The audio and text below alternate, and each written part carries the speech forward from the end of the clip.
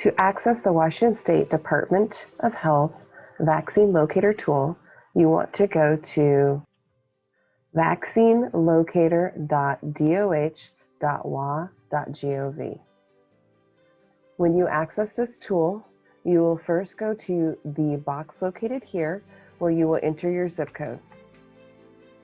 Then you will click the Find Appointments button.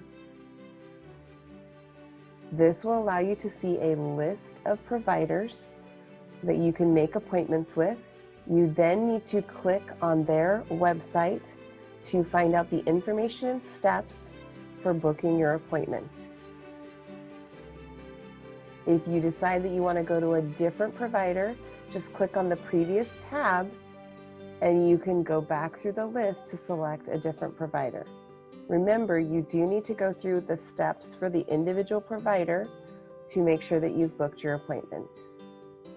If you need information or assistance, you can call 1-800-525-0127, which is listed at the top of the page. Thank you.